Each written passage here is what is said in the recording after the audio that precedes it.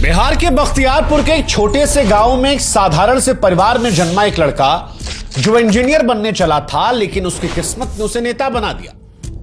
वो जेपी आंदोलन की आंधियों में तप कर निकला, जल्दी बिहार की राजनीति का ऐसा सितारा बना जिसे अब बिहार की सत्ता का बाजीगर कहा जाता है। कभी लालू यादव के साथ मिलकर बदलाव की मशाल उठाई तो उन्हीं लालू के जंगल राज के खिलाफ बिगुल फूंक दिया। फिर बीजेपी के साथ मिलकर बिहार को नया चेहरा दिया। बिहार में सड़कें चमकी, बिजली आई, सुशासन बाबू की छवि उसकी बनी। लेकिन उस शख्स की असली ताकत सिर्फ विकास नहीं, उसकी चालाकी भी रही। अपनी पार्टी में जो सबसे करीब रहा उसे सबसे दूर भगा दिया। राजनीति में कभी इस तरफ एनडीए तो कभी उस तरफ महागठबंधन, ऐसे तमाम यूटर्न लिया जिसके चलते उसके विरोधियों ने उसे पलटू राम कह दिया। हालांकि सियासत की बाजीगरी ऐसी कि बार बार पलटे लेकिन मुख्यमंत्री वही रहे, और इसीलिए शायद उनकी खुद की पार्टी के लोगों ने पोस्टर लगवाकर कहा कि ये सबके हैं। लालू यादव ने कहा कि इनके पेट में दांत है, हमारे मुंह में सीधे 32 दांत है, उनके पेट में नीतीश के दांत है जो वहां चलेगा। तो चिराग पासवान ने कहा कि इनके दाएं हाथ को नहीं पता कि बाएं हाथ में क्या चल रहा है। यह कहानी नीतीश कुमार की है।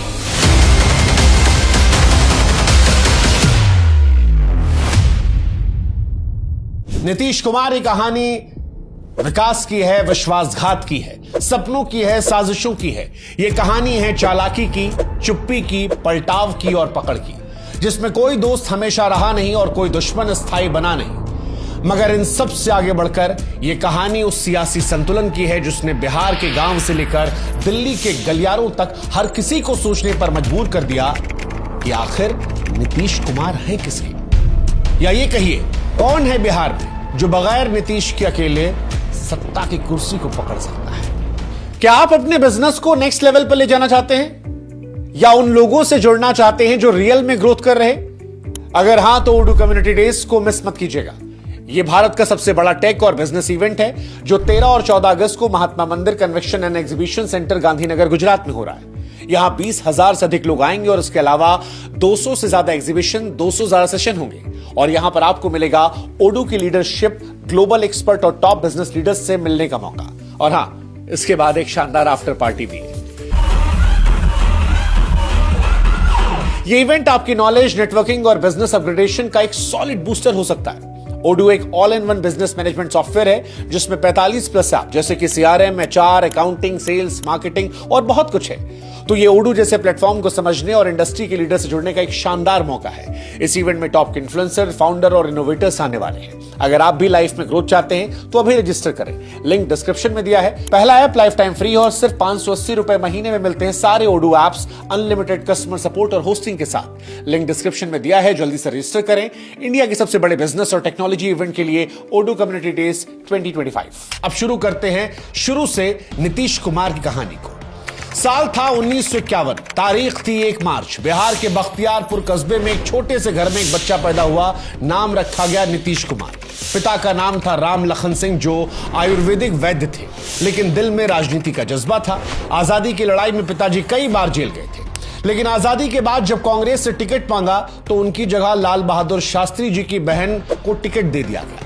यहां से नीतीश जी के पिताजी का भरोसा जो है वो टूट गया और कांग्रेस को छोड़ दिया और डॉक्टर लोहिया के समाजवादी विचारों से जुड़ गए। नीतीश बचपन में ही अपने पिता को राजनीति पर लंबी लंबी बात करते सुनते थे। खासकर 1962 में जब भारत चीन से हारा तो घर में नेहरू की खूब आलोचना होती थी। ये बातें नीतीश के मन में गहराई तक बैठ गई। बाद में खुद कहा था उन्होंने कि आंख खोलते ही सदमा मिला था। पहली खबर जो याद है वो यही कि चीन ने हमें हरा दिया था। तभी से कांग्रेस के लिए नीतीश कुमार के मन में नाराजगी बैठ गई थी। पढ़ाई में नीतीश कुमार तेज थे। एक बार 10वीं की परीक्षा में गणित में पूरे 100 नंबर लाने का सपना देखा। सवालों के सारे जवाब आते थे, लेकिन जैसे ही पेपर खत्म हुआ कॉपी छीन ली गई। नीतीश कुमार को यह बात चुभ गई। उन्हें लगा कि अगर 5-10 मिनट और मिल जाता तो शायद वो 100 में 100 नंबर ला लेते। लेकिन बाद में, सालों बाद जब वो मुख्यमंत्री बने तो यह फैसला किया कि बच्चों को परीक्षा में 15 मिनट ज्यादा दिया जाएगा। बचपन की एक और घटना नीतीश कुमार की जिंदगी में सबक के तौर पर आई। एक बार वो और उनके दोस्त रेलवे स्टेशन को पार कर रहे थे, लेकिन ब्रिज नहीं बना था। दोनों ने मालगाड़ी से नीचे निकलने की सोची, लेकिन जैसे ही झुके और नीचे से आगे बढ़ने लगे, मालगाड़ी चल पड़ी। जैसे तैसे बाल बाल वो और उनके दोस्त बचे। उस दिन मौत सामने खड़ी थी, लेकिन नीतीश बच गए, शायद इसलिए क्योंकि किस्मत को पता था कि इस लड़के को अभी बहुत कुछ करना है। खैर, इसके बाद नीतीश कुमार साल 1966 में 15 साल की उम्र में पटना पहुंच गए। बख्तियारपुर से पटना साइंस कॉलेज पढ़ने आए थे, पढ़ाई में अच्छे थे, एक छोटी सी स्कॉलरशिप भी मिल गई थी। पिताजी भी कुछ पैसा भेजते थे, महीने में करीब 300 रुपया मिलता था, जो उस जमाने के हिसाब से कम नहीं था। नीतीश साफ सुथरे स्वभाव के थे, कमरे को चमका कर रखते थे। साइंस कॉलेज के बाद नीतीश कुमार ने बिहार कॉलेज ऑफ इंजीनियरिंग में एडमिशन ले लिया। पढ़ाई चल ही रही थी, लेकिन मन जो है वो राजनीति की तरफ जा रहा था। बचपन से ही राम मनोहर लोहिया के विचारों से प्रभावित थे, स्कूल में उनके भाषण पढ़ते थे। कॉलेज आते आते राजनीति की किताबों में दिलचस्पी बढ़ गई। एक बार तो कार्ल मार्क्स की किताब को उठाया और बाद में खुदे हंसते हुए कहे कि पूरी किताब सर के ऊपर से निकल गई। इन्हीं दिनों उनकी मुलाकात किशन पटनायक से, जो लोहिया के शिष्य और सांसद थे, उनसे हो गई। उन्होंने नीतीश को खुलकर कहा कि तुम राजनीति में आ जाओ, तुम्हारे जैसे लड़कों की देश में जरूरत है। और यहीं से नीतीश के मन में राजनीतिक महत्वाकांक्षा जो है वो शुरू हो गई। वो समाजवादी युवजन सभा से जुड़ गए और कॉलेज में छात्र संघ के अध्यक्ष भी बन गए। 1972 में जब फीस बढ़ी और हॉस्टल की हालत खराब हुई तो छात्रों के साथ मिलकर प्रदर्शन किया। आंदोलन इतना उग्र हो गया कि छात्रों ने सरकारी बसों को हाईजैक कर लिया। कई लोग गिरफ्तार हुए, पटना की जेल भर गई। सरकार को मामला शांत करवाने के लिए कमेटी बनानी पड़ी। हालांकि इतना सब करने के बाद भी नीतीश उस दौर के बड़े छात्र नेता नहीं बन पाए, क्योंकि उस दौर में लालू यादव का जादू अलग चल रहा था।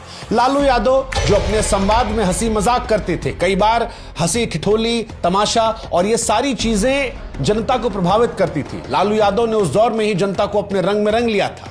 नीतीश लालू से अलग थोड़ा शांत, पढ़ाकू, सोचने समझने वाले लड़के थे। वैसे दोनों में एक कॉमन बात थी, कहा जाता है खैनी। दोनों गांव के लड़के थे। फर्क सिर्फ इतना था कि नीतीश बाबू जो है वो पढ़े लिखे सलीकेदार घर से थे और लालू जी का जो स्टाइल था वो थोड़ा देहाती वाला स्टाइल था, जो धीरे धीरे उनकी जनता में पकड़ को और मजबूत कर लिया। इसी दौरान नीतीश कुमार की दोस्ती कुछ और चेहरों से भी हुई, जिसमें नाम था सुशील मोदी, सरयू राय, शिवानंद तिवारी, रविशंकर प्रसाद। ये तमाम वो लड़के थे जो आगे चलकर देश की सियासत में बड़ी भूमिका निभाने वाले थे। नीतीश जेपी की छात्र संघर्ष समिति से जुड़ गए और लोहिया विचार मंच पर भी एक्टिव हो गए। अब धीरे धीरे अपने रंग में आ रहे थे। मंच पर भले कम दिखते, लेकिन पर्दे के पीछे खूब चाल चलते। एक बार छात्र संघर्ष समिति में कम्युनिस्टों की एआईएसएफ भी शामिल थी, लेकिन वो इंदिरा गांधी के समर्थन में थी। अब सवाल था कि क्या किया जाए। नीतीश ने इसका हल ढूंढा, बिना टकराव के काम हो जाए ये उन्होंने सोचा। उन्होंने समिति से एक प्रस्ताव पास करवाया जिसमें अमेरिका की आलोचना के साथ साथ सोवियत संघ की निंदा कर दी गई, चेकोस्लोवाकिया और हंगरी में दखल को लेकर। बस क्या था, एआईएसएफ नाराज होकर खुद बाहर चली गई। नीतीश कुमार की यह चाल कामयाब थी और यही अंदाज नीतीश कुमार की मौजूदा सियासत में भी दिखता है, जहां वो शांति से जो करना होता है वो सलीके से कर जाते हैं, बिना टकराव के। खैर, नीतीश कुमार की शादी का भी एक बड़ा दिलचस्प किस्सा है। नीतीश कुमार जब राजनीति में अपने कदम रख रहे थे तो जयप्रकाश नारायण के साथ मंच साझा करने लगे। हालांकि इस दौर में वो पढ़ाकू थोड़ा अलग थे। कहा जाता है कि जयप्रकाश नारायण भी नीतीश को पढ़ाकू कहकर ताना मारते थे। लेकिन सियासत में बढ़ते कदम के बीच में नीतीश कुमार के पिता राम लखन सिंह को उनका राजनीति का ये मोह अच्छा नहीं लग रहा था। उनको ये लग रहा था कि लड़का जो है वो भटक रहा है और किसी भी माता पिता की तरह एक पुराना उपाय उन्होंने आजमाया, ब्याह करवा के शादी करने की बात कर।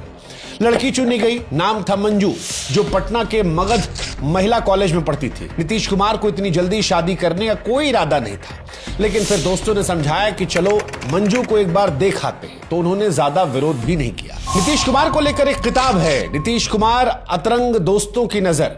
उसमें उनके दोस्त कौशल एक किस्सा लिखते हैं। वो कहते हैं कि मैंने आकर नीतीश कुमार को बताया कि लड़की अच्छी है, पढ़ी लिखी है, मुस्कुराते हुए देखने में भी अच्छी लगती है।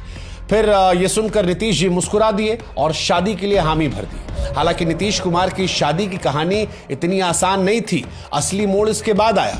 नीतीश कुमार को यह पता चला कि उनके पिताजी ने दहेज में उस दौर में 22,000 रुपया मांगा है।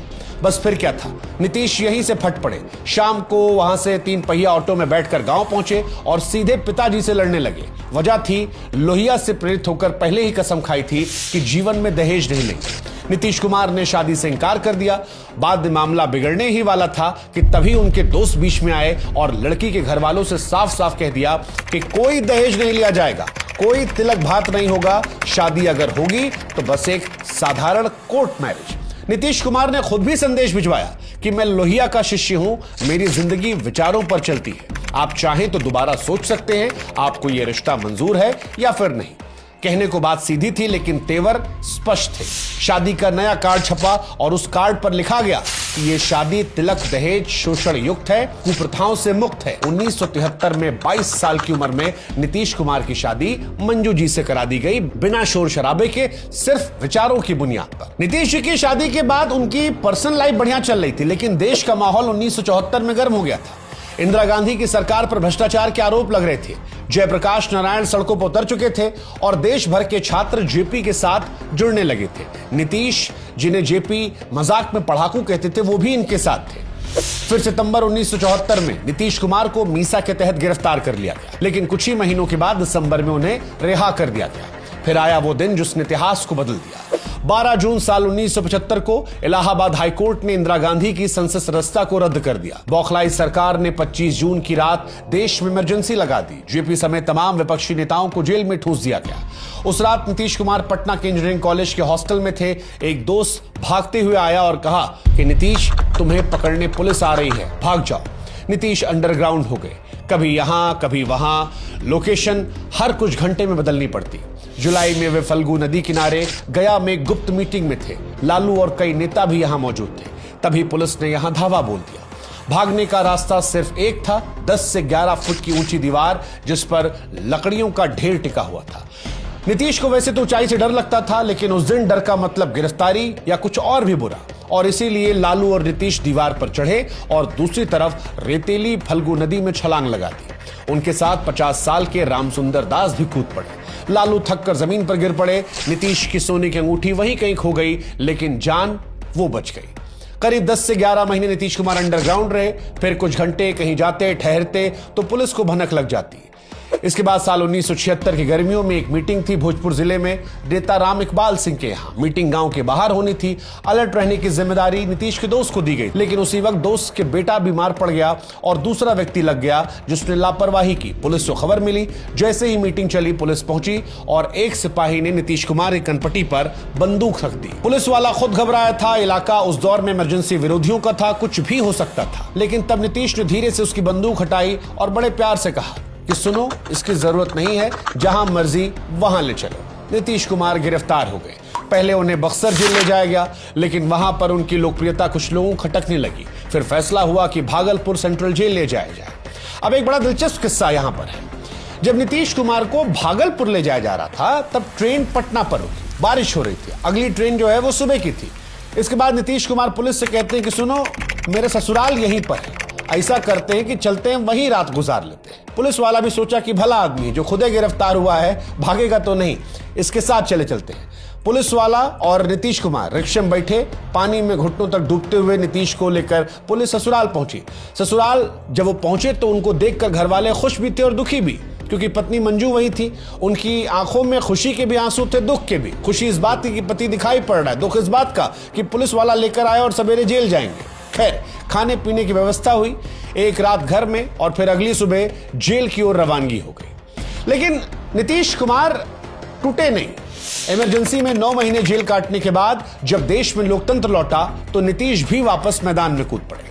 1977 नालंदा के हरनौत विधानसभा सीट से जनता पार्टी का टिकट पर चुनाव लड़ा। सामने थे पुराने समाजवादी नेता भोला प्रसाद सिंह। नीतीश कुमार ने चुनाव दमखम से लड़ा, लेकिन 5,895 वोटों से हार गए। इसके बाद साल 1980 में भी कोशिश की, पार्टी बदल ली थी। इस बार वो चरण सिंह की पार्टी जनता दल सेकुलर के उम्मीदवार थे, लेकिन किस्मत ने फिर धोखा दिया। एक बार फिर निर्दलीय उम्मीदवार अरुण कुमार सिंह ने 5,060 वोटों से हरा दिया। 2 बार लगातार हार ने नीतीश कुमार को तोड़ दिया था। पत्रकार संतोष सिंह की किताब रूल्ड और मिसरूल्ड में लिखा है कि नीतीश तब अपने दोस्त मुन्ना सरकार से कहे थे कि भाई ऐसे कैसे चलेगा, अब तो कोई बिजनेस करना पड़ेगा। इसी बीच उन पर 2 व्यक्तिगत चोट भी आई। एक जयप्रकाश नारायण की मौत और इसके 1 महीने बाद ही पिता राम लखन सिंह का निधन। नीतीश कुमार अब पूरी तरह भीतर से टूट चुके थे। इस दौर में वो ठेकेदारी करने का मन बना चुके थे। सरकारी कॉन्ट्रैक्टर बनने का फॉर्म भी भर दिया था, लेकिन उनके दोस्त विजय कृष्ण ने वो आवेदन फाड़ कर फेंक दिया और ये कहा कि तू राजनीति छोड़ने के लिए नहीं बना है, तू राजनीति करने के लिए बना है। और फिर तीसरी बार किस्मत आजमाने का मौका आया। नीतीश अपनी पत्नी मंजू के पास पहुंचे और कहे कि बस एक आखिरी कोशिश करनी है। मंजू उस समय सरकारी स्कूल की टीचर थी। 20,000 रुपए जैसे तैसे जोड़कर अपने पति को दिए। दोस्तों ने भी साथ दिया, चंदा मिला। नीतीश के पास बहुत कुछ नहीं था, लेकिन अब इरादा पक्का था। 1984 के लोकसभा के चुनाव आए, लेकिन उस दौर में नीतीश कुमार ने समझदारी दिखाई। इंदिरा गांधी की हत्या के बाद कांग्रेस को लेकर इस देश में लहर थी और उस लहर में नीतीश कुमार ने चुनाव ना लड़ने का मन बना। कहा कि जितना है वो भी थोड़ी ना हार में बहा दूंगा, इससे बेहतर है कि इंतजार करूं और अगली लड़ाई की तैयारी करूं। इसके बाद साल 1985 में तीसरी बार हरनौत से नीतीश कुमार मैदान में उतरे। पार्टी थी लोकदल और इस बार मुकाबला था कांग्रेस के बृजनंदन प्रसाद सिंह से। इस बार नीतीश कुमार की मेहनत रंग लाई और 21,000 से ज्यादा वोटों से उन्होंने जीत दर्ज की। बिहार की राजनीति ने देखा कि एक हारता हुआ चेहरा अब कैसे मुस्कुराने लगा था। 1987 तक नीतीश बिहार युवा लोकदल के अध्यक्ष बन चुके थे। फिर साल आया 1989 और एक बड़ा मौका मिला। कर्पूरी ठाकुर नहीं रहे और बिहार में विपक्ष के नेता की कुर्सी खाली हो गई थी। नीतीश कुमार ने लालू यादव को उस कुर्सी तक पहुंचाया और यह इसलिए था क्योंकि नीतीश को लग रहा था कि युवा नेताओं का समय आ गया है। फिर उन्होंने राष्ट्रीय राजनीति में छलांग लगाई। 1989 के लोकसभा चुनाव में वे बाढ़ सीट से मैदान पर उतरे और सामने थे पूर्व मुख्यमंत्री राम लखन सिंह यादव। लेकिन इस बार नीतीश पीछे नहीं हटे और 75,000 से ज्यादा वोटों से जीतकर पहली बार संसद पहुंचे। नई सरकार बनी, वीपी सिंह प्रधानमंत्री बनते हैं और नीतीश कुमार को मिलता है कृषि राज्य मंत्री का पद। इसके बाद आता है साल 1990। बिहार में विधानसभा चुनाव होते हैं। वीपी सिंह की जनता दल ने जीत दर्ज की और अब सवाल था कि कौन बनेगा बिहार का अगला मुख्यमंत्री। प्रधानमंत्री वीपी सिंह चाहते थे कि रामसुंदर दास को यह कुर्सी मिले क्योंकि वह अनुभवी नेता थे, दलित भी थे। लेकिन दूसरी तरफ लालू यादव का भी सपना पल रहा था मुख्यमंत्री बनने का और इसी मोड़ पर एक बार फिर सामने आ गए नीतीश कुमार। उन्होंने खुलकर लालू यादव का साथ दिया। कहा जाता है कि नीतीश चाहते थे कि सत्ता पुराने नेताओं के हाथ नहीं बल्कि नई पीढ़ी के हाथ में रहे। इसी बीच में एक और चाल चली गई। पूर्व प्रधानमंत्री चंद्रशेखर, जो खुद वीपी सिंह से हारने का दर्द भूले नहीं थे, उन्होंने रामसुंदर दास से खिलाफ अपने उम्मीदवार रघुनाथ झा को मैदान में उतार दिया, सिर्फ इसलिए कि वोट कट जाए। जब मुख्यमंत्री पद के लिए वोटिंग हुई तो नतीजे कुछ ऐसे रहे।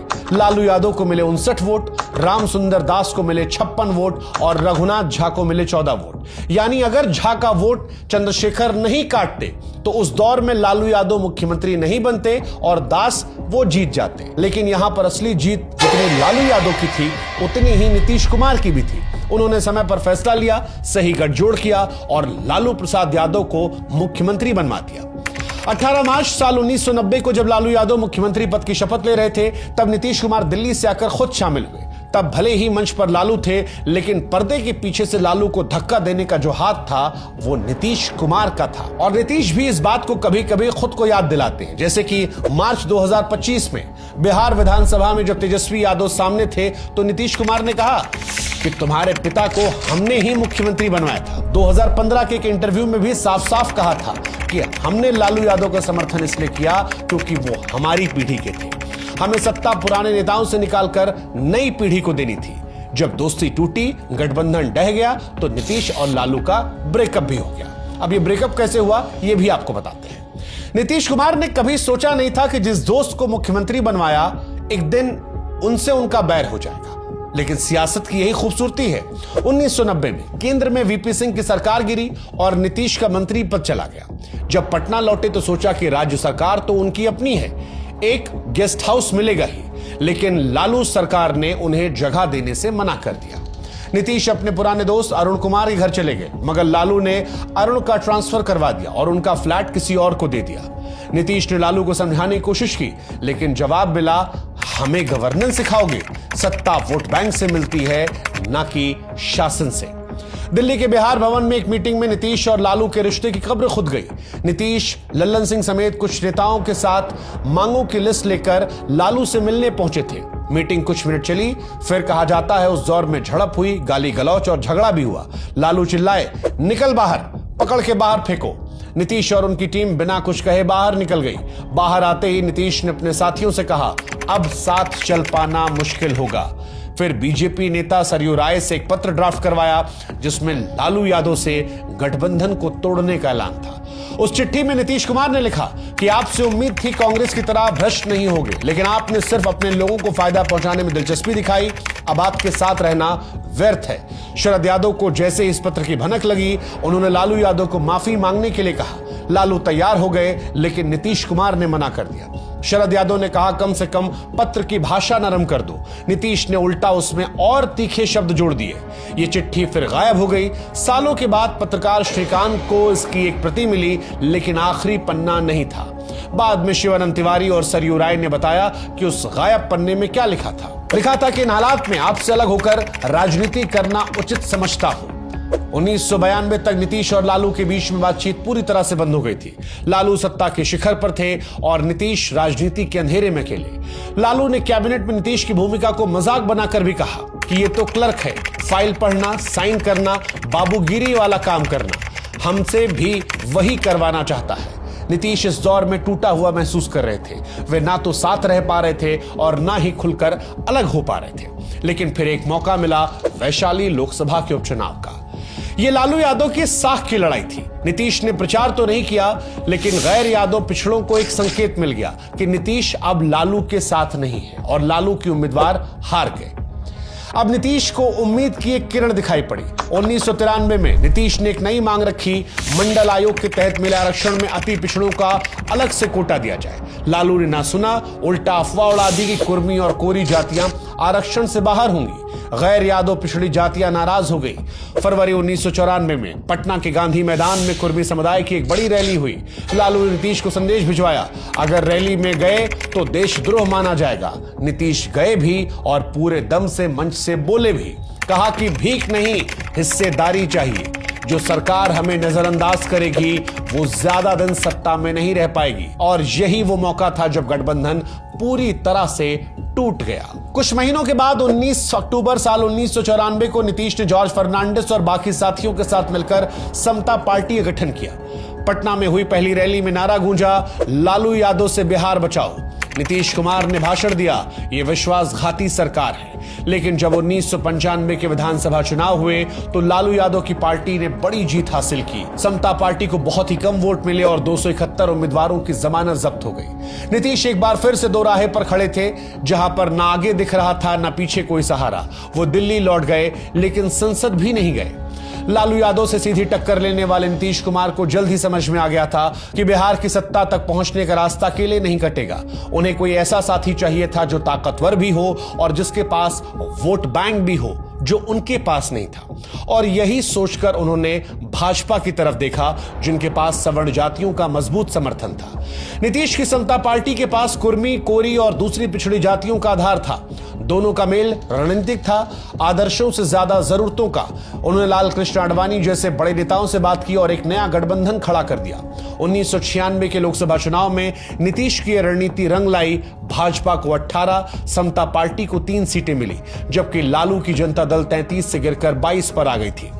उधर लालू यादव चारा घोटाले में बुरी तरह घिर चुके थे। हजारों करोड़ों के इस घोटाले में फर्जी बिलों के जरिए सुअर, चारा और दवाएं कागजों में घुमाई गई, लेकिन जमीनी हकीकत में कुछ नहीं नजर आया। सीबीआई ने जब लालू को गिरफ्त में लिया तो उन्हें मुख्यमंत्री की कुर्सी भी छोड़नी पड़ी, लेकिन लालू हार मानने वालों में नहीं थे।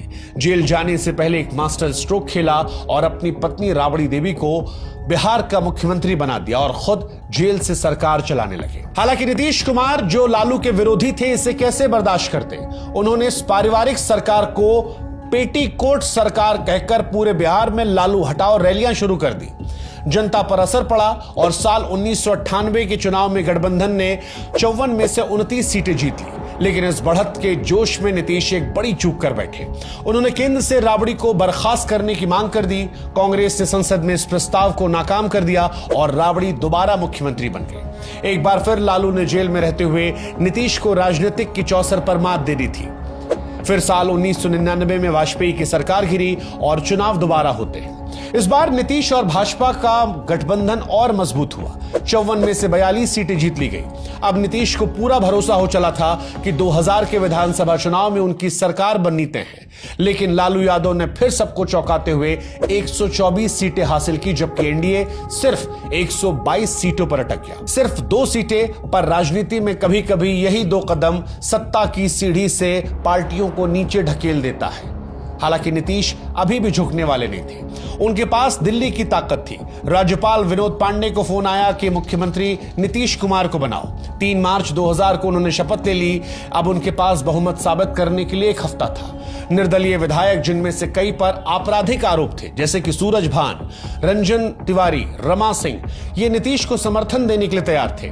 लेकिन यही वो पल था जब नीतीश के सामने नैतिकता और सत्ता आमने सामने खड़ी थी। वो समर्थन तो चाहते थे, लेकिन दागियों से हाथ मिलाना नहीं चाहते थे। उन्होंने यह जिम्मा भाजपा के नेता कैलाशपति मिश्रा को सौंपा। कहा कि मैं तो नहीं मिलूंगा, तुम जाकर बात कर लो।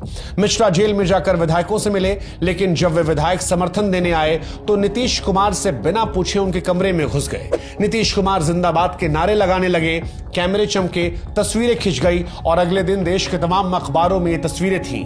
नीतीश उन्हीं चेहरों के साथ थे जिनसे वो दूरियां बनाना चाहते थे। आज भी ये फोटो सेशन नीतीश कुमार को परेशान करता है।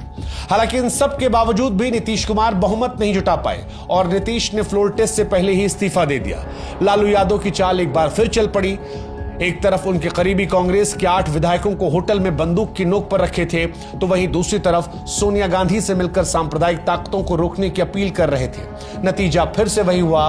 राबड़ी देवी मुख्यमंत्री बन गई और नीतीश कुमार को एक बार फिर दिल्ली लौटना पड़ा, इस बार वाजपेयी कैबिनेट में रेलवे मंत्री बनकर। लेकिन यही नीतीश कुमार के भाग्य का दरवाजा भी खोलने वाला था। 2000 में बिहार का बंटवारा हो गया और झारखंड एक नया राज्य बन गया। अब भाजपा का जो मजबूत आधार झारखंड में जो था वो अलग हो गया था और नीतीश की समता पार्टी बिहार में गठबंधन की सीनियर पार्टी बन गई थी। अब नीतीश पहले जैसे जूनियर नहीं थे, अब वो शर्तें रखने लगे थे और यहीं से नींव पड़ी उस नीतीश युग की जिसने अगले 10 सालों तक बिहार की सत्ता को अपने इशारों पर चलाया। एक तरफ बिहार में नीतीश कुमार का उदय हुआ था, दूसरी तरफ गुजरात में नरेंद्र मोदी का, और यहीं से नरेंद्र मोदी और नीतीश की दोस्ती, दुश्मनी, दूरी, करीबी सबकी शुरुआत हो गई। साल 2002 दरअसल भारतीय राजनीति के लिए एक जख्म की तरह था, लेकिन नीतीश कुमार के लिए भी इम्तिहान की तरह था। गुजरात में नरेंद्र मोदी के मुख्यमंत्री रहते हुए भयंकर दंगे हुए, हजारों लोग इसमें मारे गए। पूरे देश में गुस्सा उफान था। नीतीश उस वक्त एनडीए सरकार में मंत्री थे और एक साफ सुथरी सेक्युलर छवि के नेता माने जाते थे। ऐसे में उन पर जबरदस्त दबाव पड़ा कि भाजपा से रिश्ता तोड़ दे, लेकिन उन्होंने नहीं तोड़ा। जनता दल यूनाइटेड के लोग कहते थे कि नीतीश ने भाजपा नेताओं से साफ कहा था कि मोदी ने दंगों को रोकने में देरी की, मगर जॉर्ज फर्नांडिस, जो उस समय रक्षा मंत्री थे, उन्होंने समझाया कि लालू को हटाने की लड़ाई अधूरी है और भाजपा के बिना यह मुमकिन नहीं। आलोचक ये कहते हैं कि नीतीश ने सिद्धांत नहीं, राजनीति चुनी और शायद वो इसमें गलत भी नहीं थे।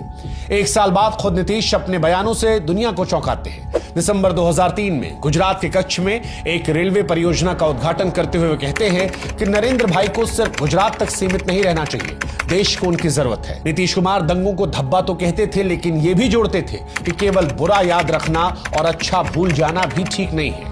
जब पूरा विपक्ष मोदी को सांप्रदायिक कह रहा था, तब नीतीश सार्वजनिक रूप से उनकी तारीफ कर रहे थे, लेकिन यह सब कुछ ज्यादा दिन नहीं चला।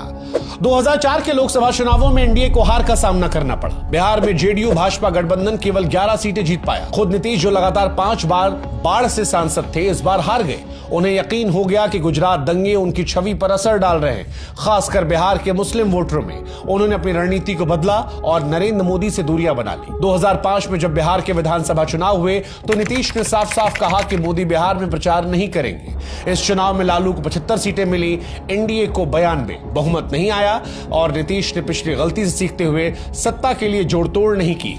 उधर लालू ने केंद्र की यूपीए सरकार से विधानसभा भंग करवा दी और राष्ट्रपति शासन लागू हो गया।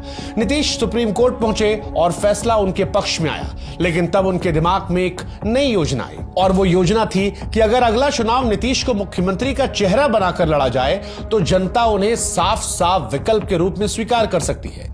उन्होंने भाजपा पर दबाव बनाया कि आधिकारिक तौर पर मुख्यमंत्री उम्मीदवार घोषित किया जाए। अटल बिहारी वाजपेयी चुप रहे, लेकिन नीतीश ने जेटली, राजनाथ और आडवाणी जैसे नेताओं से समर्थन जुटा लिया। यहां भी उनका विरोध हुआ। उनकी अपनी पार्टी के संस्थापक जॉर्ज फर्नांडिस ने कहा कि यह भाजपा का फैसला है, जेडीयू का नहीं। लेकिन जब अरुण जेटली ने समझाया कि नाम वापस लेने से नुकसान होगा तो जॉर्ज फर्नांडिस भी मान गए। अब नीतीश आधिकारिक तौर पर मुख्यमंत्री पद के चेहरे थे और जैसा उन्होंने सोचा था वैसा ही हुआ। नवंबर 2005 के चुनाव में एनडीए को स्पष्ट बहुमत मिला, 143 सीटें। इसमें 88 सीटें जेडीयू को और 55 भाजपा को मिली।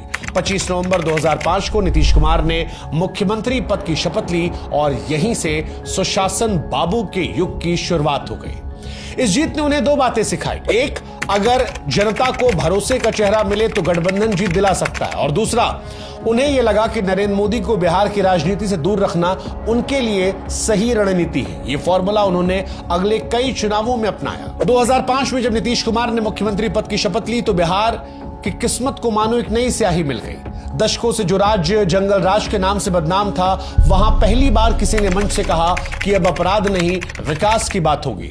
उन्होंने जमीन पर उतरकर वही किया जो नेता अक्सर अपने भाषणों में करते हैं। अपराध के खिलाफ नीतीश कुमार ने जीरो टॉलरेंस की नीति लाई, फास्ट ट्रैक कोर्ट बनवाए और बाहुबली नेताओं तक को जेल भिजवा दिया।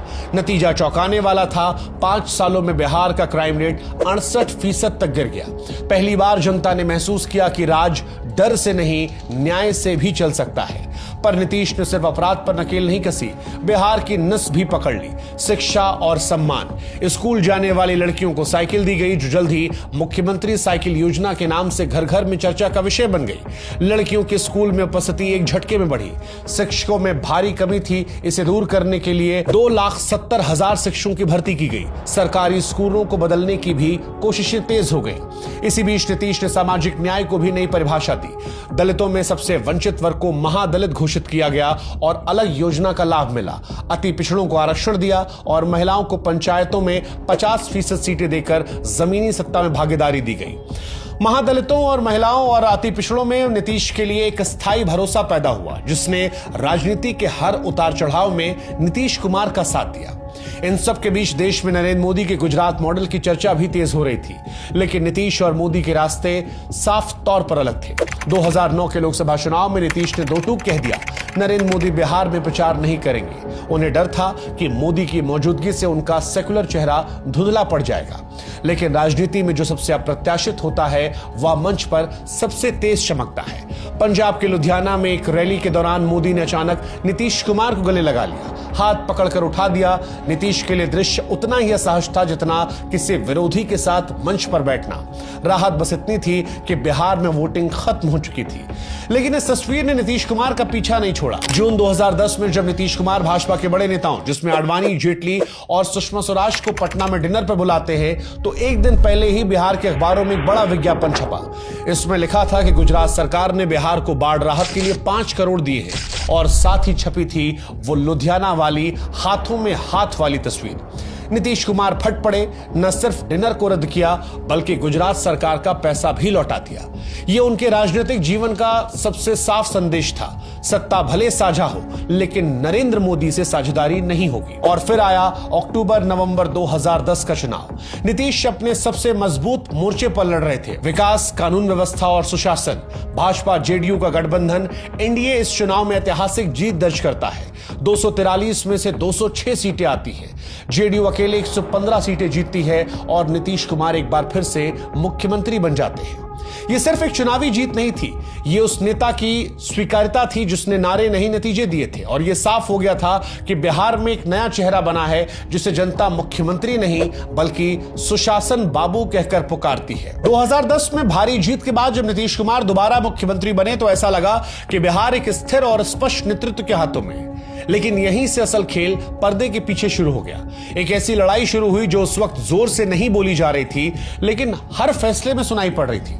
और यह लड़ाई थी दो मुख्यमंत्रियों के बीच की, नीतीश कुमार और नरेंद्र मोदी की। इस टकराव की बुनियाद भी दो थी। पहली, वोट बैंक। नीतीश कुमार ये अच्छे से जानते थे कि उनके पास शासन का बड़ा आधार मुस्लिम और सेकुलर वोटर है और अगर नरेंद्र मोदी उनके साथ मंच साझा करते हैं तो फिर गुजरात दंगों के आधार पर मुसलमान छिटक सकते हैं। नीतीश अपनी सेकुलर छवि पर कोई दाग नहीं चाहते थे।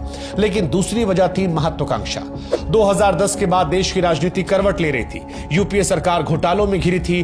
2G से लेकर कॉमनवेल्थ स्कैम ने जनता का भरोसा हिला रखा था। ऐसे में विपक्ष विपक्ष एक नए चेहरे की तलाश में था और तभी दो चेहरे सामने आते हैं। एक नरेंद्र मोदी का गुजरात मॉडल का चेहरा जो दिल्ली की तरफ लगातार बढ़ रहा था, और दूसरा नीतीश कुमार का जिसने बिहार जैसे पिछड़े राज्य में भी परिवर्तन लाकर दिखाया था। अंतर्राष्ट्रीय मंचों पर जिसे पुरस्कार मिल रहे थे। देश के न्यूज रूम में बिहार मॉडल और गुजरात मॉडल की बहस तेज थी।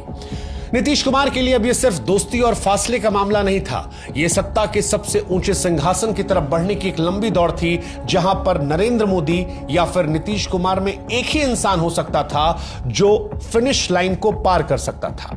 नीतीश ने यहीं से अपनी चालें बिछा दी, मोदी से दूरी बनाए रखी, भाजपा से रिश्ते निभाए, लेकिन अपने मंच को साफ रखा। हर विकास की उपलब्धि को सिर्फ गठबंधन की नहीं बल्कि अपनी कहानी की तरह पेश किया। और जब मंच पर मोदी का नाम उभरने लगा तब नीतीश ने तय कर लिया कि अब रास्ता अलग होगा, क्योंकि दोनों के लक्ष्य, दोनों के मंजिल सिर्फ एक थे। 2013 आते आते नीतीश और बीजेपी के संबंध काफी ज्यादा खराब हो गए थे और इसका कारण नरेंद्र मोदी थे। 9 जून 2013 को बीजेपी ने मोदी को लोकसभा चुनाव की अपनी प्रचार समिति का चेयरमैन बना दिया। नीतीश को यह साफ हो गया कि जल्दी बीजेपी मोदी को प्रधानमंत्री पद का उम्मीदवार भी बनाएगी, और यह उन्हें मंजूर नहीं था। नरेंद्र मोदी को इसके बाद क्रिमिनल बताते हुए नीतीश ने बीजेपी से 17 साल पुराना गठबंधन तोड़ दिया। 16 जून को बिहार सरकार में शामिल बीजेपी के सभी 11 मंत्रियों को बर्खास्त कर दिया गया। नीतीश लेफ्ट पार्टीज और निर्दलीय के समर्थन से अल्पमत सरकार चलाने लगे। इधर सितंबर 2013 में बीजेपी ने मोदी को प्रधानमंत्री पद का उम्मीदवार घोषित कर दिया। पहले जिन मोदी को नीतीश बिहार में घुसने नहीं दे रहे थे, अब गठबंधन टूटने के बाद मोदी ऐसा करने के लिए स्वतंत्र थे। उन्होंने 2014 लोकसभा चुनाव में पूरे बिहार में रैलियां करते हुए कम से कम 32 जगहों पर नीतीश कुमार को घमंडी बताया। उन्होंने आरोप लगाया कि नीतीश कुमार हिपोक्रेट हैं, निजी तौर पर उनसे अच्छे संबंध रखते हैं लेकिन सबके सामने उनकी आलोचना करते हैं। वहीं नीतीश ने मोदी को कम्युनल बताते हुए 121 रैलियों में बार बार 2002 गुजरात दंगों का जिक्र किया। उन्होंने मोदी के गुजरात मॉडल को चुनौती देते हुए कहा कि बिहार ने गुजरात से अच्छी तरक्की की है। मोदी और नीतीश के बीच आमने सामने की इस पहली लड़ाई में बाजी मोदी के हाथ लगी। उनकी लोकप्रियता के दम पर बीजेपी बिहार की 40 में से 22 सीटें जीतने में कामयाब रही। उसके गठबंधन एनडीए ने 31 सीटें जीती। नीतीश की जेडीयू के हाथ केवल 2 सीटें आती हैं। नीतीश कुमार ने इसके बाद इस हार की नैतिक जिम्मेदारी लेते हुए मुख्यमंत्री के पद से इस्तीफा दे दिया। अपने सबसे भरोसेमंद जीतन राम मांझी को बिहार का मुख्यमंत्री बना दिया। मांझी एक महादलित थे। लोकसभा चुनाव में पिछड़ों ने मोदी का साथ दिया। मोदी के इसी पिछड़ा कार्ड को न्यूट्रलाइज करने के लिए नीतीश ने मांझी को मुख्यमंत्री बनाया था। इसी बीच दिसंबर 2014 में नीतीश चुनावी रणनीतिकार प्रशांत किशोर से मिलते हैं, जिन्होंने उनके साथ काम करने की इच्छा जताई। प्रशांत किशोर ने 2014 लोकसभा चुनावों में नरेंद्र मोदी का चुनाव प्रचार संभाला था। उन्होंने नीतीश के साथ काम करने से पहले मांझी को मुख्यमंत्री पद से हटाने की मांग की, लेकिन मांझी कुर्सी छोड़ने से इंकार कर देते हैं।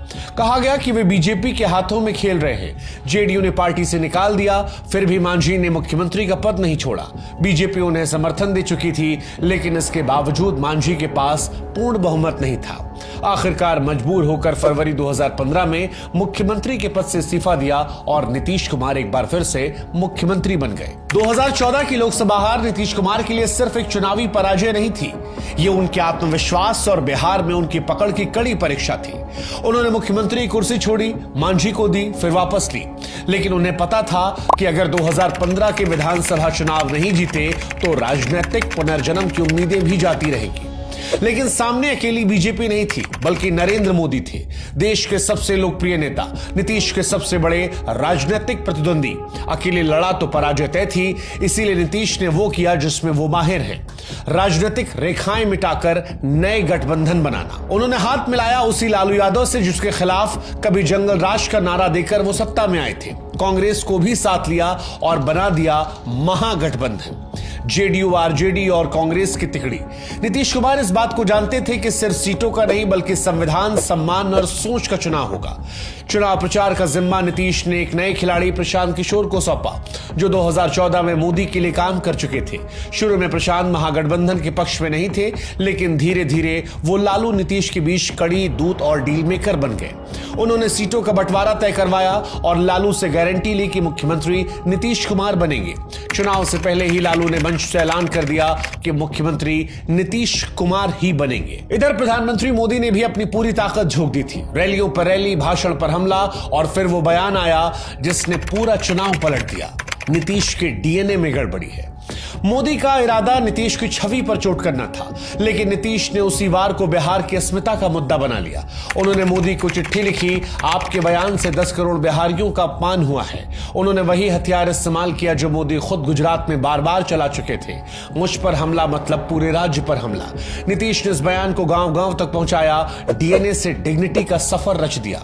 नीतीश अब न सिर्फ विरोध कर रहे थे बल्कि वो मोदी से सीख भी रहे थे और नरेंद्र मोदी को उन्हीं की शैली में जवाब दे रहे थे। जब चुनाव के नतीजे आए तो बिहार की धरती पर एक राजनीतिक चमत्कार लिखा जा चुका था। 243 में से 178 सीटों पर महागठबंधन ने कब्जा जमाया। भाजपा केवल 53 सीटों पर सिमट गई। आरजेडी सबसे बड़ी पार्टी बनी, 80 सीटें। लेकिन जैसा वादा हुआ था, लालू ने नीतीश को मुख्यमंत्री बनाने में एक पल की देरी नहीं की। तेजस्वी डिप्टी सीएम बने और नीतीश ने तीसरी बार मुख्यमंत्री की कुर्सी को संभाल लिया। ये जीत उस वक्त एक गठबंधन की जीत नहीं थी, ये नीतीश कुमार की पुनरावृत्ति थी।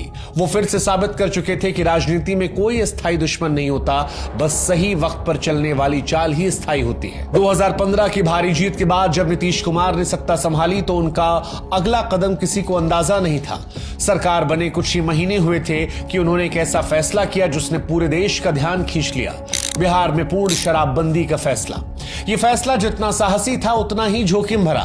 नीतीश कुमार जानते थे कि शराबबंदी का सीधा असर उन महिलाओं तक पहुंचेगा जो घर घर में शराब के चलते हिंसा, गरीबी और अपमान का सामना कर रही थी। महिलाओं को सत्ता में आधी भागीदारी देने वाले मुख्यमंत्री अब उनके संरक्षक की छवि गढ़ रहे थे। लेकिन धीरे धीरे इस फैसले की कड़वी सच्चाई सामने आने लगी। जहां जहां शराब पर बैन लगाया गया था वहां नकली शराब का जाल फैल चुका था और बिहार भी इससे छूता नहीं रहा। कई जगह जहरीली शराब से मौतें हुई, शराब माफिया पनपने लगा और आलोचनाओं का सिलसिला शुरू हो गया। लेकिन नीतीश डटे रहे, कहा जनहित में है, वापस नहीं लेंगे। ये वही नीतीश कुमार थे जो अपने हर पलटी के लिए आलोचना सहते थे, पर यहां पर एक अडिग प्रशासक का रूप लेकर खड़े रहे। इसी बीच बीजेपी से उनकी दूरी कम होने लगी। जब नवंबर 2016 में केंद्र की मोदी सरकार ने नोटबंदी का ऐलान किया तो लगभग पूरा विपक्ष से जन विरोधी कह रहा था, लेकिन तब नीतीश कुमार ने इसका समर्थन किया। उस समय नीतीश का नोटबंदी को समर्थन करना केवल एक आर्थिक मुद्दा नहीं, एक संकेत था कि वो पुरानी राहों से हटकर नई पगडंडी तलाशने लगे हैं। मई 2017 में जब सोनिया गांधी ने विपक्षी दलों को एक लंच मीटिंग में बुलाया जहां राष्ट्रपति चुनाव की रणनीति बननी थी तो नीतीश वहां नहीं पहुंचे, लेकिन अगले ही दिन नरेंद्र मोदी के साथ लंच करते दिखाई पड़े। तस्वीरें वही कह रही थीं जो नीतीश जुबान से नहीं कह रहे थे। पाला बदलने की पूरी तैयारी थी। इसके बाद उन्होंने बीजेपी के उम्मीदवार रामनाथ कोविंद को राष्ट्रपति चुनाव में समर्थन दे दिया, जबकि उनका अपना गठबंधन आरजेडी और कांग्रेस इसका विरोध कर रहे थे। अब गठबंधन के भीतर खटास खुलकर दिखने लगी थी और इसकी 3 वजह थी। पहली, आरजेडी चाहती थी कि नीतीश तेजस्वी यादव को मुख्यमंत्री बनाकर खुद राष्ट्रीय राजनीति में चले जाएं। लालू उन्हें पीएम मटेरियल कहने लगे थे, जो प्रशंसा कम, दबाव ज्यादा थी। दूसरा, जेडीयू ने आरोप लगाया कि आरजेडी उसके विधायकों को तोड़ने की कोशिश कर रही है। और तीसरी सबसे बड़ी वजह, तेजस्वी यादव का नाम आईआरसीटीसी घोटाले में सामने आया था। नीतीश ने गठबंधन धर्म निभाते हुए तेजस्वी सफाई मांगी, लेकिन लालू और तेजस्वी ने चुप्पी साध ली और यहीं से विश्वास की आखिरी डोर भी टूट गई। फिर आया साल 2017 जब नीतीश कुमार की अंतरात्मा जागी और विपक्ष की सबसे बड़ी विकेट गिर गई। 2015 में लालू के साथ हाथ मिलाने वाले नीतीश कुमार ने जब प्रधानमंत्री मोदी के खिलाफ बिहार की लड़ाई जीती थी तब उन्हें विपक्ष का नया चेहरा माना जा रहा था। एक ऐसा नेता जो सेक्युलर है, साफ छवि वाला है, नरेंद्र मोदी को चुनौती देने की ताकत रखता है। विपक्ष के गलियारों में चर्चा थी 2024 क्यों नहीं नीतीश ही। लेकिन फिर साल 2017 आया और एक ऐसा पल जिसने न सिर्फ बिहार की राजनीति के नक्शे को बदल दिया बल्कि राष्ट्रीय विपक्ष की कमर तोड़ दी।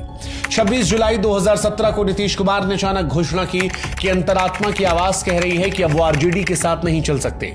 आईआरसीटीसी घोटाले में तेजस्वी यादव पर कार्रवाई ना होने से वाहत है और बस शाम होते होते गठबंधन तोड़ दिया। अगले ही दिन भाजपा ने समर्थन दिया और नीतीश ने फिर से मुख्यमंत्री का पद संभाल लिया, इस बार नरेंद्र मोदी के साथ। बिहार की सियासत में ये कोई सामान्य यूटर्न नहीं था। ये उस नेता की वापसी थी जो 5 साल पहले मोदी के डीएनए पर सवाल उठा रहा था और अब उनके साथ मंच साझा कर रहा था। विपक्ष की सबसे मजबूत विकेट एक झटके में गिर चुकी थी और बीजेपी ने वो काम कर दिखाया जिसे विपक्ष करने का सपना देख रहा था। हालांकि फिर एक और ट्विस्ट आया। सितंबर 2018 में प्रशांत किशोर जेडीयू में शामिल हो गए और 1 महीने के बाद ही पार्टी का वाइस प्रेसिडेंट बना दिया गया। अचानक वो नीतीश के नंबर 2 बन गए और सब ने उन्हें उत्तराधिकारी मानना शुरू कर दिया। लेकिन राजनीति में उत्तराधिकारी बनने से पहले उसे स्वीकृति नहीं, समय और सत्ता दोनों में निभाना पड़ता है और यही चीज प्रशांत किशोर के साथ नहीं हो पाई। 2019 में लोकसभा चुनाव हुए। नीतीश ने भाजपा के साथ मिलकर चुनाव लड़ा। परिणाम ऐतिहासिक रहे। बिहार की 40 में से 39 सीटें एनडीए ने जीती और महागठबंधन का लगभग सफाया हो गया। लालू यादव की आरजेडी खाता नहीं खोल पाई। नीतीश सत्ता की सबसे सुरक्षित जगह पर खड़े थे, लेकिन शायद अब वे सत्ता के साथ नहीं, अपनी छवि के साथ संघर्ष कर रहे थे। इसी दौरान केंद्र सरकार सीएए यानी नागरिकता संशोधन कानून लेकर आई, जिसके चलते विपक्षी दल सड़कों पर थे, लेकिन नीतीश खामोश। यही चुप्पी प्रशांत किशोर को नागवार गुजरी और खुलकर उन्होंने सीएए की आलोचना शुरू कर दी। पार्टी लाइन के खिलाफ जाकर बार बार खुलकर जोर जोर से। यह टकराव ज्यादा दिन नहीं टिका। जनवरी 2020 में नीतीश कुमार ने उन्हें पार्टी से बाहर निकाल दिया। लेकिन असली धमाका तो इसके बाद हुआ जब नीतीश ने कहा कि प्रशांत किशोर को अमित शाह ने भेजा था।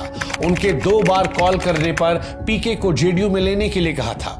नीतीश की इस बात से हर कोई हैरान था। क्या प्रशांत किशोर का प्रवेश एक रणनीतिक घुसपैठ था या सिर्फ नीतीश का गुस्से में दिया गया बयान? सच जो कुछ भी हो, इतना तो तय था कि नीतीश की राजनीति अब याद रखने और भूल जाने के बीच झूलती चालों को मैदान बन चुकी थी, जहां ना कोई स्थायी दुश्मन था और ना कोई स्थायी उत्तराधिकारी। इसके बाद 2020 का विधानसभा चुनाव कुछ अलग ही स्क्रिप्ट पर लिखा गया। चेहरे वही थे, गठबंधन वही था, लेकिन इस बार साजिशें नहीं थी और निशाने पर थे नीतीश कुमार। जेडीयू और बीजेपी फिर एक साथ चुनाव लड़ रहे थे, लेकिन इस बार बीच में उतर आए थे चिराग पासवान, लोक जनशक्ति पार्टी के नेता जो खुद को रामविलास पासवान के विरासत का वारिस और मोदी का हनुमान बताकर मैदान में उतरे थे। चिराग ने बीजेपी से दोस्ती बनाए रखी, लेकिन हमला जेडीयू पर बोला। उन्होंने 140 से ज्यादा सीटों पर उम्मीदवार उतारे, सिर्फ जेडीयू के खिलाफ। बीजेपी के खिलाफ एक भी सीट पर नहीं लड़े और यह सियासत की भाषा में पार्टनरशिप के मुखौटे में हमला था। राजनीतिक गलियारों में इसे चिराग मॉडल कहा गया, एक ऐसा प्रयोग जिसे बीजेपी ने नीतीश कुमार को कमजोर करने के लिए तैयार किया था। मकसद साफ था कि नीतीश की सीटें कम हो ताकि चुनाव के बाद मुख्यमंत्री पद पर बीजेपी दावा ठोक सके, और यह दावा कामयाब भी रहा। जेडीयू की सीटें 43 तक सिमट गईं, जबकि बीजेपी ने 74 सीटें जीतकर गठबंधन में बढ़त बना ली। जेडीयू ने इसे खुली साजिश करार दिया, एक ऐसा हमला जो बाहर से कम भीतर से ज्यादा हुआ। लेकिन बीजेपी के पास इतनी सीटें नहीं थी कि अकेले सरकार बना सके या जोड़ तोड़ से बिना नीतीश की सत्ता संभाल सके। नतीजन कमजोर स्थिति में होने के बावजूद नीतीश एक बार फिर मुख्यमंत्री बने। लगातार दूसरी बार ऐसा हुआ कि कम सीटों वाले सहयोगी ने सत्ता की चाबी को संभाला। यह सिर्फ संख्याओं की बात नहीं थी, बल्कि नीतीश कुमार की राजनीतिक हैसियत का भी प्रमाण था। बिहार की राजनीति अब 2 ध्रुवों में बटी थी, बीजेपी और आरजेडी, लेकिन लड़ाई जीतता वही था जिसके साथ नीतीश कुमार थे। नीतीश इस भूमिका को अच्छी तरह समझ रहे थे और उसी को अपनी सबसे बड़ी ताकत बनाकर निभाते भी रहे। मगर चिराग मॉडल की चोट इतनी गहरी थी कि साझेदारी का जख्म नासूर बन चुका था। 2020 की जीत के बावजूद दोनों दलों के बीच खटास बढ़ती गई। नीतीश को यह महसूस हो चुका था कि बीजेपी अब उन्हें साथी नहीं, संघर्ष मानने लगी है। और आखिरकार 9 अगस्त 2022 को नीतीश कुमार ने एक बार फिर पलटी मारी, बीजेपी से गठबंधन तोड़ा और आरजेडी के साथ मिलकर सरकार बना ली। जेडीयू ने साफ साफ आरोप लगाया कि बीजेपी हमारी पार्टी को तोड़ने की कोशिश कर रही है, हमारे विधायकों से संपर्क कर रही है, इसलिए गठबंधन अब भरोसे के काबिल नहीं रहा। वहीं बीजेपी का जवाब और भी दिलचस्प था। नीतीश फिर एक बार प्रधानमंत्री बनने का सपना देखने लगे हैं। भाजपा ने दावा किया कि आरजेडी और नीतीश के बीच एक डील हुई है, तेजस्वी को मुख्यमंत्री बनवाने की और नीतीश कुमार को 2024 में नरेंद्र मोदी के खिलाफ प्रधानमंत्री पद का चेहरा बनाने की। सच कहें तो यह गठबंधन नहीं, राजनीतिक पुनर्जन्म जैसा था। एक बार फिर नीतीश उसी पाले में थे जहां वे सालों पहले अंतरात्मा की आवाज सुनकर बाहर निकले थे। लेकिन राजनीति में अंतरात्मा और अवसरवाद का फर्क तब तक नहीं दिखता जब तक बाजी कोई और और ना पलट दे। 9 अगस्त 2022 को जब नीतीश कुमार ने बीजेपी से नाता तोड़कर फिर से आरजेडी के साथ सरकार बनाई तो सिर्फ गठबंधन नहीं बदला था, इरादा बदला था। मुख्यमंत्री पद की शपथ लेते हुए ही पहली लाइन में नरेंद्र मोदी को चुनौती दी थी। कहा 2014 में जो जीते थे उन्हें 2024 की चिंता करनी चाहिए। पूरा देश समझ गया था कि नीतीश की नजर अब बिहार ही नहीं बल्कि दिल्ली की गद्दी पर भी है, लेकिन रास्ता इतना आसान नहीं। विपक्ष बिखरा हुआ था, कांग्रेस अकेले चल रही थी और दूसरी तरफ ममता बनर्जी, अरविंद केजरीवाल, अखिलेश यादव जैसे क्षेत्रीय क्षत्रप थर्ड फ्रंट का सपना बुन रहे थे जिसमें कांग्रेस की कोई जगह ना हो। नीतीश इस जटिल गणित को सुलझाने मैदान में उतरे। उन्हें समझाना था कि ममता और केजरीवाल जैसे नेताओं को के बिना कांग्रेस के मोदी को हराना नामुमकिन है, और दूसरी तरफ उन्हें कांग्रेस को यकीन दिलाना था कि बाकी दल कोई खतरा नहीं बल्कि जरूरत है। सितंबर 2022 में उन्होंने 2 बार दिल्ली की यात्रा की, राहुल और सोनिया गांधी से बातचीत की, अरविंद केजरीवाल से मुलाकात की, फिर अप्रैल मई 2023 में देश भर के विपक्षी नेताओं से मिले। ममता बनर्जी, अखिलेश यादव, उद्धव ठाकरे, हेमंत सोरेन जैसे कई नेहरूवादी युग का प्रतिनिधि, सबको एकजुट करने की पुरानी कोशिश को दोहराया गया। फिर आया 23 जून 2023 का दिन जब पटना में विपक्ष की पहली ऐतिहासिक बैठक हुई। 17 दल एक साथ सामने आए, एक मंच पर बैठे और गठबंधन को नया नाम दिया, इंडिया। 3 महीनों में 3 बैठकों के बाद यह संख्या 28 पार्टियों तक पहुंच गई और एक वक्त ऐसा लगने लगा कि नीतीश कुमार विपक्ष के सर्वमान्य नेता बन चुके हैं। मीडिया विश्लेषक यहां तक के विरोधी भी मानने लगे कि 2024 में नरेंद्र मोदी को चुनौती देने के लिए नीतीश सबसे मजबूत विकल्प है। लेकिन यहीं से चीजें बिगड़ने लगी। सीट बंटवारे पर बात नहीं बन रही थी। कुछ दल ज्यादा चाहते थे, कुछ कांग्रेस को कम देना चाह रहे थे। नीतीश फिर नाराज होने लगे और फिर 19 दिसंबर 2023 को दिल्ली की बैठक में एक अप्रत्याशित घटना होती है। ममता बनर्जी ने मल्लिकार्जुन खड़गे का नाम प्रधानमंत्री पद के उम्मीदवार के तौर पर प्रस्तावित कर दिया। अरविंद केजरीवाल ने समर्थन दिया, खड़गे ने विनम्रता से मना कर दिया, कहा पहले चुनाव जीतते हैं फिर नाम तय करेंगे। लेकिन नीतीश कुमार के लिए व्यक्तिगत और राजनीतिक चोट थी। गठबंधन जिसकी नींव उन्होंने रखी थी उसमें कोई और चेहरा प्रधानमंत्री बनने की चर्चा में था। जेडीयू ने इसे कांग्रेस की सोची समझी चाल बताया। नीतीश ने कहा मैं किसी पद की रेस में नहीं हूं, लेकिन सभी जानते थे कि नीतीश की राजनीतिक महत्वाकांक्षा से ही यह गठबंधन बना था। फिर 1 महीना बीता, 13 जनवरी 2024 अगली बैठक। इस बार प्रस्ताव आया कि नीतीश कुमार को इंडिया गठबंधन का कन्वीनर बनाया जाए, लेकिन बैठक में राहुल गांधी ने इस प्रस्ताव को वीटो कर दिया। उन्होंने कहा कि ममता बनर्जी को इस पर आपत्ति है और वो बैठक में मौजूद नहीं है तो फैसला टालना होगा। नीतीश कुमार इस अपमान से तिलमिला गए, बैठक को अधूरी छोड़ दी और 10 मिनट पहले निकल गए। राहुल के करीबियों का यह कहना था कि उनके पास पक्की जानकारी थी, नीतीश बीजेपी के साथ सीट बंटवारे की बातचीत कर रहे हैं और इसलिए राहुल गांधी को भी लगा कि कभी भी वो इंडिया गठबंधन को छोड़ सकते हैं। और शायद राहुल गांधी की आशंका सही थी या राहुल के कदम के चलते उनकी आशंका हकीकत में तब्दील हो गई, क्योंकि उस दिन बैठक छोड़ते समय नीतीश इस बात को मन बना चुके थे कि अब इस गठबंधन में नहीं रहना। और फिर वही हुआ जो राजनीति में सिर्फ नीतीश कुमार कर सकते हैं। 28 जनवरी को मुख्यमंत्री के पद से इस्तीफा दिया, गठबंधन को तोड़ा और बीजेपी के साथ मिलकर दोबारा से सरकार बना ली। यह कोई आम यूटर्न नहीं था, यह वैसा ही था जैसा सेनापति युद्ध में दुश्मन की तरफ से तलवार चलाए और शाम होते होते दुश्मन की सेना में सेनापति बन जाए। इंडिया गठबंधन जिसे नीतीश ने जोड़ा, जिसकी हर पहली बैठक उन्होंने होस्ट की, जिसमें उन्होंने विपक्ष को एक बैनर के नीचे लाने के लिए दिन रात एक कर दिया, अब नीतीश उसी इंडिया गठबंधन के खिलाफ थे। सवाल था क्यों? क्योंकि नीतीश को लगने लगा था कि उन्हें गठबंधन में वो सम्मान, वो दर्जा नहीं मिल रहा जिसके वो हकदार थे। उनकी नाराजगी कांग्रेस से थी क्योंकि राहुल उन्हें संयोजक नहीं बनने दे रहे थे, और आरजेडी से इसलिए क्योंकि उन्हें लगा कि लालू यादव ने खुलकर साथ नहीं निभाया। उधर दूसरी तरफ भाजपा की तरफ से आती राम मंदिर की हवा, जीत का माहौल उन्हें यकीन दिला चुका था कि अगर सत्ता में बने रहना है तो मोदी की छत के नीचे रहना होगा। इसीलिए फिर वही एक बार किया जो सिर्फ नीतीश कुमार कर सकते हैं, और वो था पाला बदलकर इस ओर से उस ओर जाना। 2013 के बाद से यह चौथी बार था जब नीतीश ने पाला बदला था, और पिछले 3 बार उन्होंने ये सिर्फ 6 सालों में किया था। अब जनता, मीडिया, सोशल मीडिया सभी ने उन्हें एक नया नाम देना शुरू कर दिया, पलटू राम। कहा गया अब नीतीश की कोई विचारधारा नहीं, अब सिर्फ कुर्सी है जो उनके इर्द गिर्द घूमती चलती है। और साथ ही यह भविष्यवाणी भी हुई कि जेडीयू अब साफ हो जाएगी, लोकसभा चुनावों में जनता जवाब देगी। लेकिन नीतीश कुमार की कहानी कभी भी भविष्यवाणियों पर नहीं चली, वो हर बार राजनीतिक अंत की पंक्ति में खड़े होकर अगला अध्याय लिख देते हैं और इस बार भी उन्होंने यही किया। जनवरी 2024 में जब नीतीश कुमार ने इंडिया गठबंधन तोड़कर एक बार फिर बीजेपी का हाथ थामा था, तो अधिकतर लोगों का मानना था कि नीतीश खत्म हो गए। सोशल मीडिया पर मीम बन रहे थे, राजनीतिक विश्लेषक विरोधी तंज कस रहे थे। लेकिन 4 जून 2024 को जब लोकसभा चुनाव के नतीजे आए तो पूरा नैरेटिव चेंज हो गया। बिहार में जेडीयू ने 12 सीटें जीत ली बीजेपी के बराबर, लेकिन जिन आरजेडी और कांग्रेस से खिलाफ हो गए थे वो दोनों मिलकर भी इतनी सीटें बिहार में नहीं ला पाए। और सबसे बड़ा ट्विस्ट तब आया जब राष्ट्रीय स्तर पर बीजेपी को बहुमत नहीं मिला। एनडीए को 293 सीटें मिली जो बहुमत से सिर्फ 23 ज्यादा थी। जिसे पलटी मारने वाला कहा जा रहा था वो अब कुर्सी तय करने वाला बन चुका था।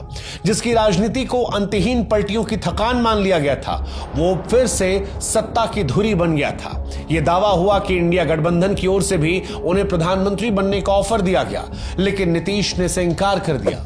क्यों? क्योंकि शायद उन्हें पता था कि कभी कभी प्रधानमंत्री बनने से ज्यादा ताकतवर होता है प्रधानमंत्री बनाने वाला। आज नरेंद्र मोदी के पास 272 का जादुई आंकड़ा नहीं है, लेकिन नीतीश कुमार के पास सिर्फ 12 का असली जादू है। वो 12 जो सिर्फ आंकड़ों नहीं, राजनीतिक निर्णायकता की कीमत बन चुका है। और इस तरह जब नीतीश के राजनीतिक करियर की लोग श्रद्धांजलि की तैयारियां कर रहे थे तो वो अपने करियर के सबसे ऊंचे मुकाम पर पहुंच गए। आज सत्ता की चाबी नीतीश कुमार के पास भी है। जिस नरेंद्र मोदी ने उनके डीएनए में गड़बड़ी वाली बात कही थी वो नीतीश कुमार की स्वीकृति से तीसरी बार प्रधानमंत्री बने हैं।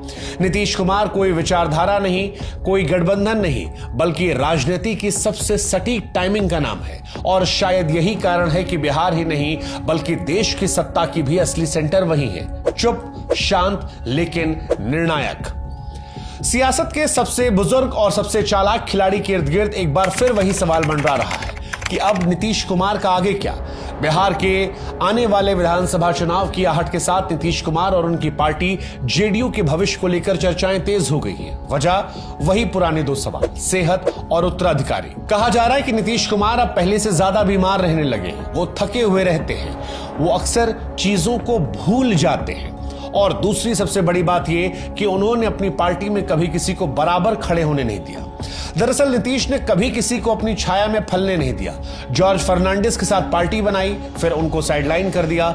शरद यादव के साथ जेडीयू खड़ी की, फिर दरवाजा दिखा दिया। प्रशांत किशोर, आरसीपी सिंह, मांझी, कुशवाहा सभी को उत्तराधिकारी माना गया। लेकिन जैसे ही किसी की पहचान नीतीश की बराबरी करने लगती वो कुर्सी का कांटा बन गई और उसे बाहर का रास्ता दिखा दिया गया। यही वजह है कि आज जेडीयू के पास ना कोई नेक्स्ट नीतीश है, ना कोई ऐसा चेहरा जो उनके बिना पार्टी को आगे बढ़ा सके। नीतीश कुमार हमेशा परिवारवाद के विरोधी रहे। चुनावी रैलियों में आरजेडी और कांग्रेस को परिवार की दुकान कहकर कोसते रहे। जनता ने भी उन्हें इसीलिए सराहा क्योंकि अपने परिवार को सत्ता से दूर रखा।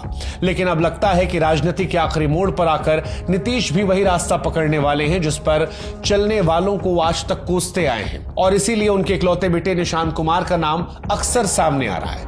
हालांकि उनके प्रशंसक कई बार यह भी कहते हैं कि यह बयान आरजेडी की तरफ से फैलाया जाता है ताकि उन पर परिवारवाद के आरोप जो हैं वो हल्के हो जाएं।